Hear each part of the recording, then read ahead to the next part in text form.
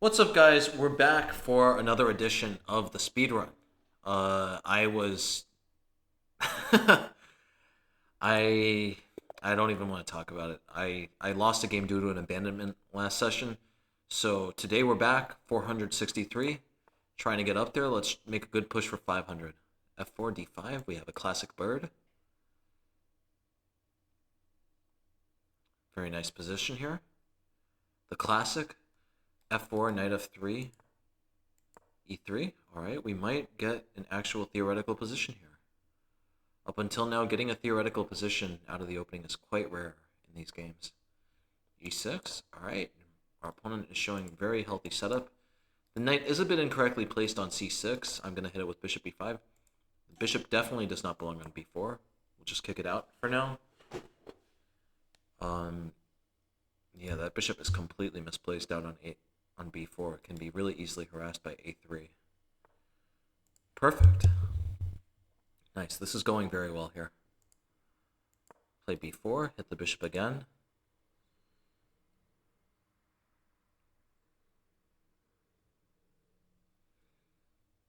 Yeah, hopefully we can get to 500 today. I'm anxious to see what the 500s play like.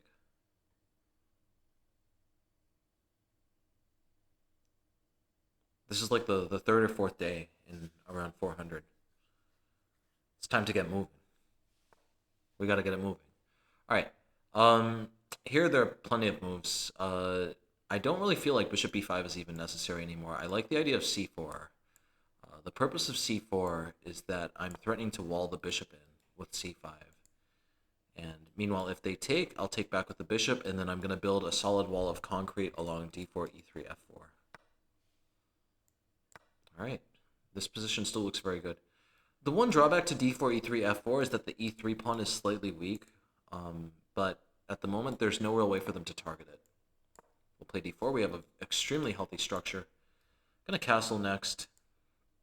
Eventually, I would like to push e4 and maybe get e5 or f5 going, but for the moment, it's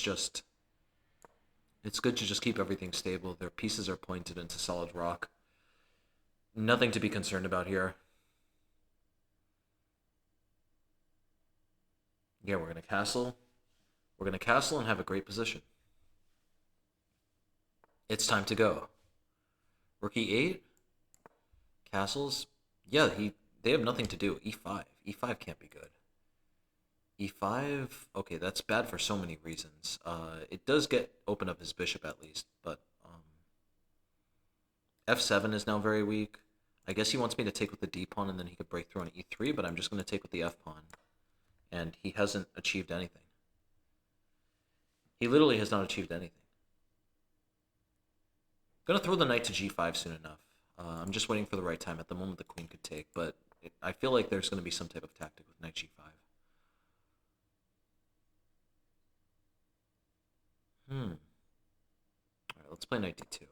I'm slowly wrapping my knight around to e4. I want to get it. I want to post it on f6, but to do that, I'm going to have to boot this knight away from the f6 square. I'm going to have to push it to h6. All right. Play h3. Knight is going to go back to h6.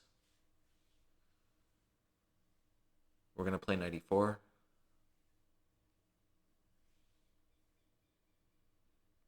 Yeah, this game just... This game really took a turn for the worst when he threw that pawn up to e5. All right. He's giving me a piece. He's giving me two pieces. Giving me three pieces. Okay, I got the queen. That really that really took a turn for the worst. Yeah, we're seeing that more frequently now. We get relatively normal opening positions, then something happens, and all of a sudden the game just collapses. All right, good. Queen will take. Will take. This game is just over. It legitimately is time to go. Snatch the queen.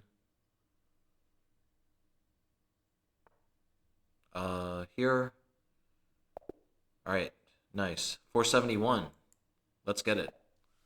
471 playing a man from Turkey.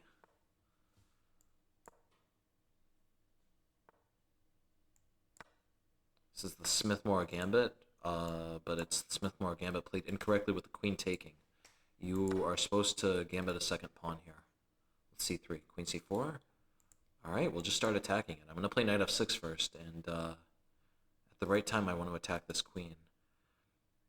I really like the idea of b5. b5 just throws a pawn into the woodworks, but creates a lot of tension. Maybe, yeah, I'll play a6 first to build it up. The idea is I'm going to play a really quick b5 and b4. The queen is practically trapped here already. I got someone with this this queen trap the other day as well. Yeah, I don't know if this rings true for your style of play where you move your queen out so soon. You should just not be doing it because it's just not good. He has so many more problems than he has to. If his queen was on d1, he would have no issues. All right, I want to play e5. I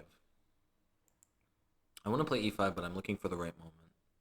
I'll play b4 first. I want to kick the knight out. The idea is I want to play e5 and d5, but I want to do so in a position where the knight is not pointing at this d5 square. So if he plays knight d5, my plan is to play e6, hitting the queen, hitting the knight. I'm very curious. Is he going to he could actually do a few things. He could take on f6, or he could even play queen e3. And if he plays queen e3 and I take, he takes back and he's hitting me with a check. He would be fine there. So he's still okay.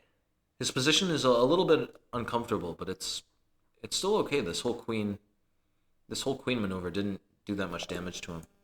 All right, he just assumed he was losing, I guess. But yeah, the position is dead even at the moment. Maybe slightly better for black because white's wasted a few moves. Nice, I'll take it though. I will definitely not reject the free elo.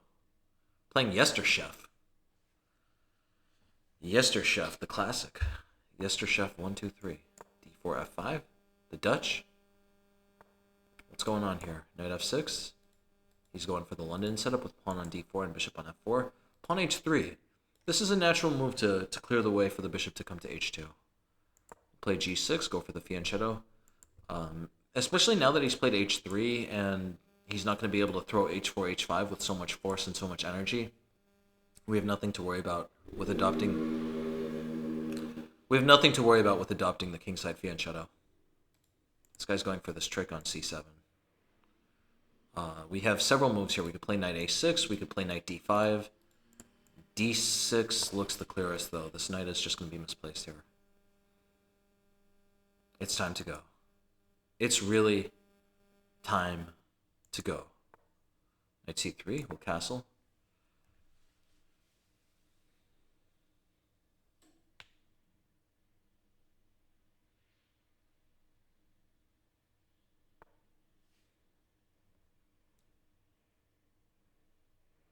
Alright, I really want to play e5. The classic idea in the Dutch is to get a pawn next to f5 on e5. Let's play queen e8. Throwing that pawn forward to e5. Nice. Let's go. Let's get it.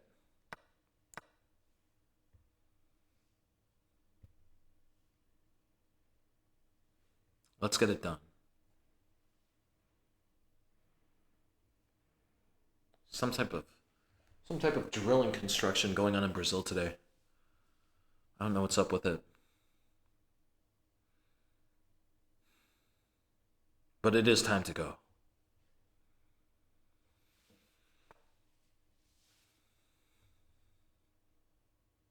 Alright.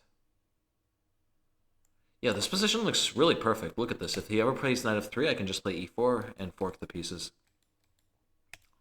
Things are going fantastic. I'm just holding off for the moment, though. Okay, f4.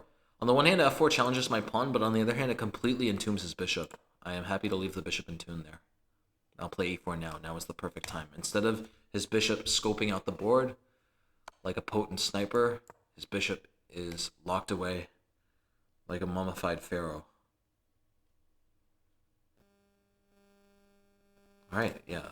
I'll trade off his good piece with bishop e6. Maybe I should have just done that immediately. I don't know why I didn't. I should have played bishop e6 there. The only rationale for moving the king instead would be to play knight a5, boot the knight out, and then achieve the high ground with my bishop. Because the bishop would probably have to retreat to e2.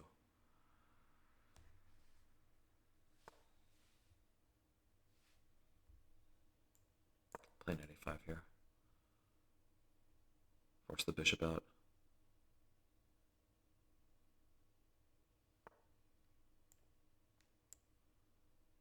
Okay, of course I can take, but I really want to... I want to encircle the white pieces. I'm going to play c5. I'm playing b5 and c4. His position is getting very stuck. Yester Chef is experiencing a real clutter in the kitchen. Alright, if I play c4, bishop a4 happens, but it's not like that solves that many of his problems. But even so, I don't like the fact that c4 grants his knight the d4 square.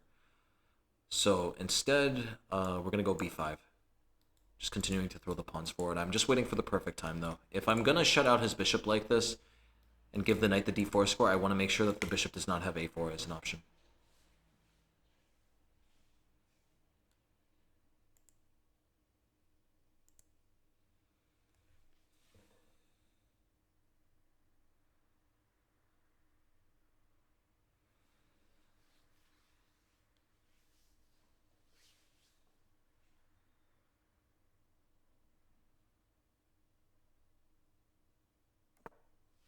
Alright.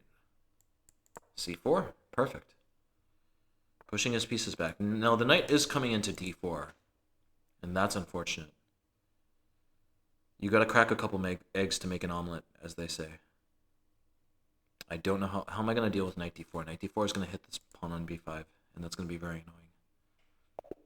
Alright, he just resigned. I guess he didn't like it. Look at that. Look at his bishops. Look at how ugly his pieces are. At the same time, though, I'm not sure how I would be winning exactly. I'm definitely better here. Did I have anything better here? Back here... Oh, I should just take, I guess. Yeah, takes, and then b6. This bishop is going to shine through. The bishop's going to shine bright like a diamond. Alright, let's go. 486.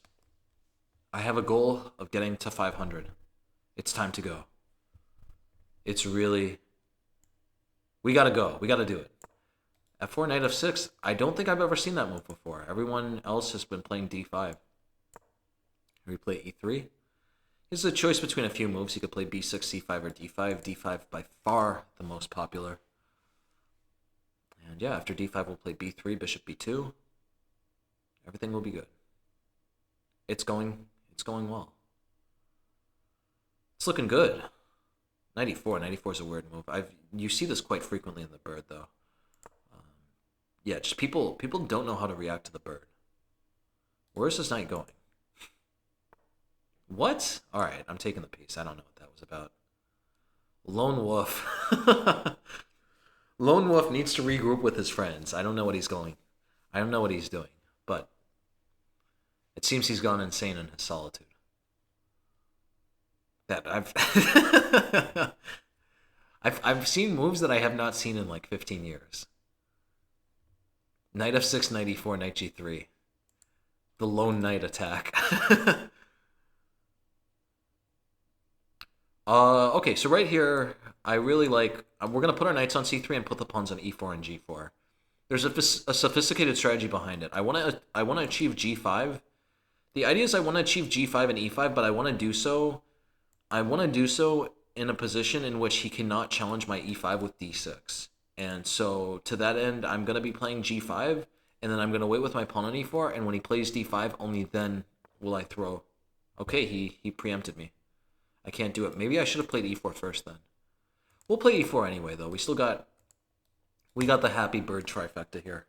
Okay, and he plays d4. Knight e2. He's going to go for a check. He's going to go for the check on b4, and I'm going to play king f2. My king is completely safe. Of course, I could trade the bishops with no... I could trade the... What is the word I'm looking for? I could trade the bishops to no disadvantage of my own, but by bringing the king out, I'm just out of the danger. The center is completely locked. My king is completely safe here. I have a lot of ideas here. I want to play e5, knight g3, knight e4. Also maybe g5, knight h2, knight g4. I'm really looking to attack these weak dark squares. Given that I'm trying to attack the dark squares, I probably should have traded the bishops, though. Trading the bishops normally is the best method of invading on a certain color complex. Alright, that's what he's going for. I'll take a bigger center then. I'm playing c3. We're going to trade the pawns, and then I'm going to force my pawns through and have a classic connect 4 over here. Alright, we'll play b4 now. Attacking the bishop. Attacking the bishop here.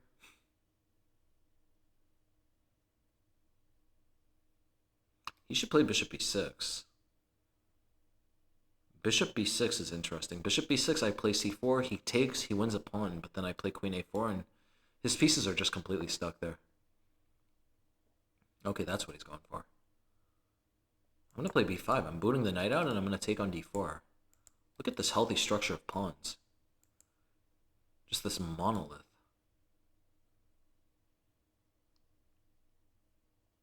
This enormous swath engulfing the whole center.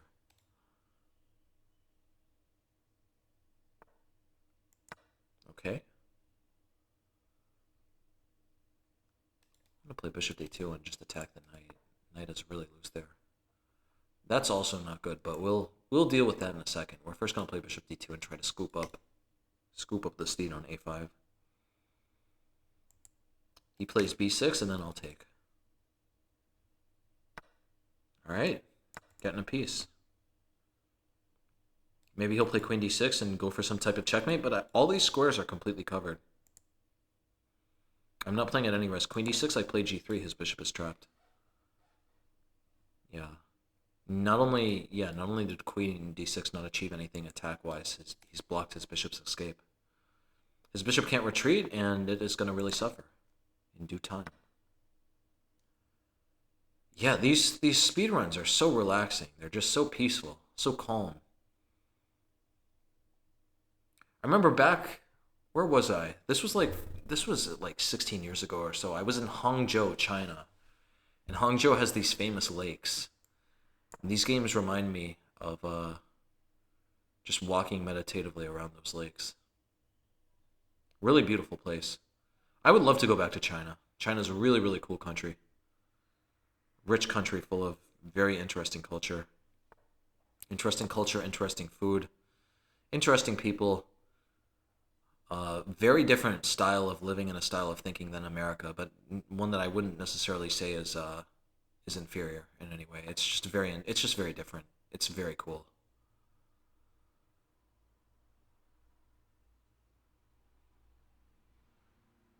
All right, let me take this pawn. I guess he's going for this. He wants to still attack me, but then I can attack him first.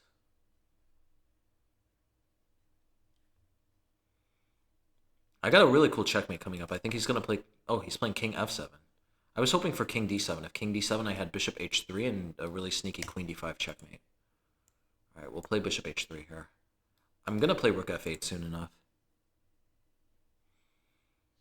Yeah, this is a problem. All right, we'll throw in... Or actually, look at this. If I throw in the check, his king runs, and it's a bit longer than normal. I could play bishop f5 here. He cannot take because he's pinned. And I'm threatening checkmate in 1. Very interesting mating net has appeared. Yeah, this is just so peaceful. Rook f8. All right, 494. We're getting up there. Let's get to 500. Playing Don Batitsa from Serbia. Yeah, the C in Serbian Cyrillic is not only in Cyrillic, also in their Latin. Serbia uses both alphabets. The C is a ts, like a TS sound. Yeah, I spent like 6 months thinking I was going to be living in Serbia, so I studied a lot of the language. And it's an interesting one. It's not really that useful because outside of Serbia, Croatia, Bosnians also speak it, and Macedonia speaks a dialect that's extremely close to it. I think technically Macedonian is another language, but it's almost identical to it. Apart from those 4 countries that embody maybe, I don't know, like 15 million people, 10 to 15 million people, you can't really speak it with anyone. It's a really cool language, though. It's a cross between Russian and, I would assume, Italian.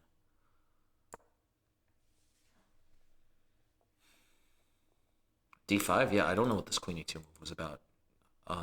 This is what I always tell my students, you know, if they sort of ignore what you're doing in the center, just bring your pieces out, get developed, and then crunch with your d pawn quickly against their advanced e-pawn if you can. All right. Normally I don't like the idea of playing knight g4, but here it might be warranted because they are overextended. Knight g4 looks good. I think knight e4 is even better, though. I'm attacking this pawn. I'm also threatening knight d4. He's really fanning the flames with that. If that... Maybe that works, maybe that doesn't. That position... I really want to play knight d4 here, but I'm not sure it works. I guess I have to play knight c5, unfortunately. I mean, the good news, though, is he's just blocked his knight. He's blocked his knight, so there's really nothing to worry about. I want to play e6 and get a very healthy structure, but I don't want to lock my bishop in, so I'm going to make an effort. I'm going to put it as a priority to first get my bishop outside of the pawn chain, and only after solidify with e6. Yeah, this is perfect. I'll play queen d5 next, actually. I talk about this in my course. If you've dug their knight out of a square in the center, like these are the classic good squares for the knight. If you've dug their knights out of some of those squares, in this case we've dug the knight out of this square, then all of a sudden our queen sits very comfortably on d5. Extremely comfortably. If they play knight c3 here, they have a pin, so technically I can't take it, but I could hit them with queen e5. Alright, should I just... Yeah, let me just take the pawn. Just snatch the pawn. I'll play bishop f5 next, castle. Queenside and be doing fantastic.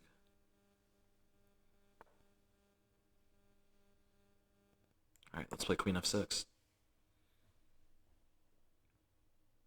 And throw the knight to e4 soon. I talk about this a lot in my bird course. Yeah, when the pawn comes to f4, if the pawn comes to f4 in this type of fashion and there's no e-pawn around to ever defend it or never like be its healthy neighbor, then they have an enormous weakness on e4. And this is, by the way, something you should be careful about when you play the bird. Do not trade off your e-pawn lightly and let your f-pawn get stuck like this, because when your f-pawn gets stuck, the other bishop becomes a real drag. So right here, I wanted to gain complete control of this score. I'm going to boot the knight out. I'm going to play h5 and h4. The knight is getting booted out. Maybe he could play bishop d3 here. Yeah, maybe this wasn't the most accurate. Bishop d3, I think... I'm still winning, but it's less winning than it was before.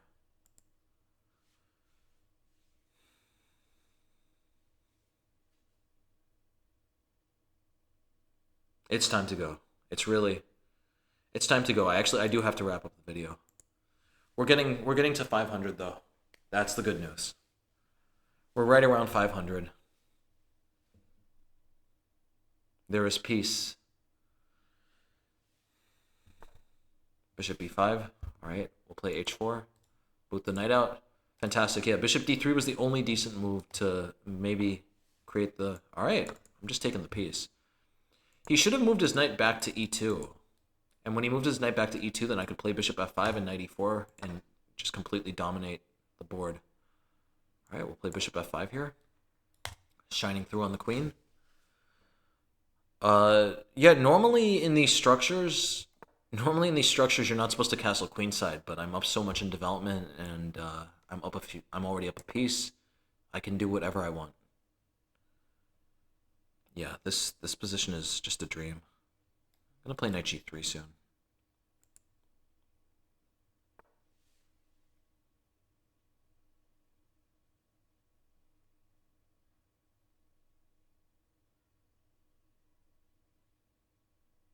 Alright, how can I win here?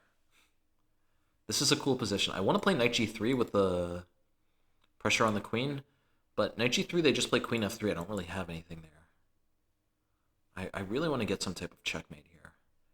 I think maybe the best is to play knight c5. No. The problem with knight c3 is they play queen c4, and they dodge everything. Actually, yeah, what am I worried about? Knight c3, queen c4, I'll just take the bishop. Yeah, I'm not certain. Maybe he's going to take the knight. A lot of people in this rating range, when they see this move, they're going to be too happy to take the knight. All right, he dodged it. Very impressive. Impressive technique. I'm going to take, though. The bad news for him is he's still playing a grandmaster, so one good move is not going to cut it. All right, bishop takes. We got a fork. Yeah, and that queen just continues to wander the board. We've seen this in a few games now where people play d4 and then they take with the queen. Taking the queen, I would assume that he's going to resign here. It looks pretty hopeless. Okay, no resign. Throw on a check. If he blocks, then we can take another piece. If he plays here, then we can take another piece because rook takes. There is a back rank checkmate. Nice. Knight f2. Knight f2 is a good move. Yeah, this guy's playing a lot of good moves. I'll play h3. Just try to create new weaknesses on that side of the board. Okay. We could take... Well, okay, if we... Yeah, we could take with the rook here. I was worried about bishop e3 pushing the queen away. He cannot do that, though. Okay. So rook e4 is interesting. Notice what rook e4 is doing. If I move my queen somewhere normal, he's going to take the rook. But as long as I keep my queen on this diagonal, he is pinned. I'll take. Just picking up all the candies.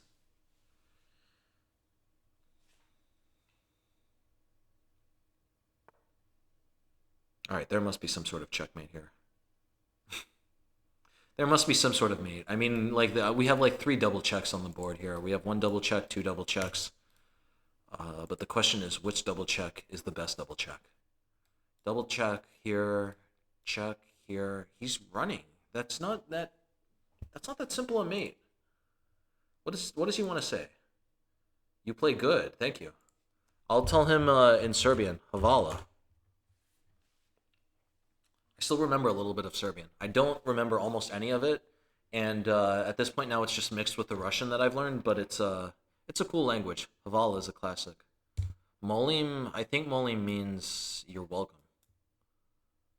How do I say he plays well? Ti igra. I'm mixing up Russian.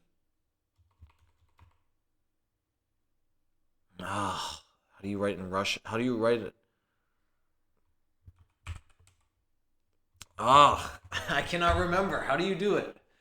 Do you end? No, yeah, I'm okay. I'm thinking correctly. No, I cannot remember how to. I just cannot remember anything in Serbian. Okay, I can't write it. I know how to say it in Russian. I can't remember the conjugation. The thing is the difference between Serbian and Russian. There's just some different in the there's some difference in the conjugations, and yeah, I can't remember it. I gotta look. I add that to the whole pile of things I gotta review. Um, where is the checkmate here? There must be some checkmate. All right, I'll play rookie one. So he said Taiwan. I can't remember literally anything of my Serbian. I think, yeah, da is still, just like in Russian, da means yes.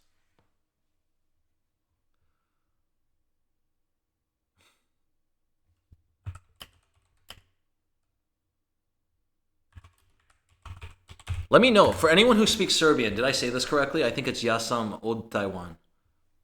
Let me know. I'm a big fan of languages, as you guys can tell. Really love languages. Languages are like literally my favorite thing. Especially now that I made Grandmaster, I think I'm gonna really move over to just focusing more on languages.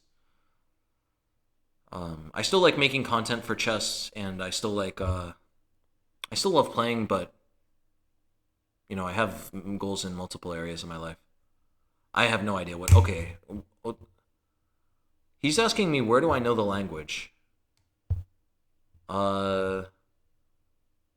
Yeah, because Znash is the language. Yezik, just like Russian, means the language.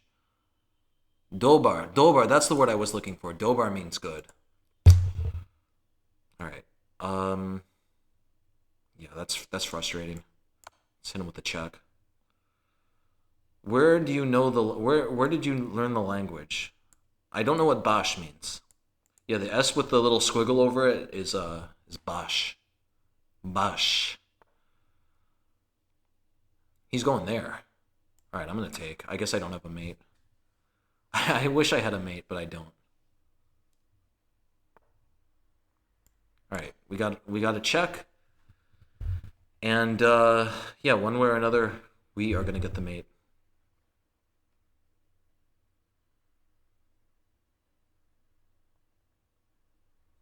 Yeah, Serbia is a fantastic country. I spent a lot of time there. Serbia, really, really cool place.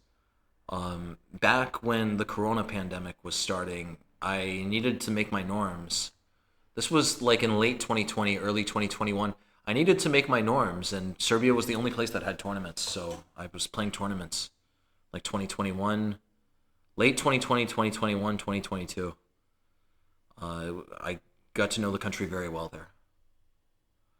Okay, now I don't know any of this. Boji si daleko od mene. I don't know what this means. Okay, yeah. At this point, yeah. I've exhausted all of the really basic Serbian that I know.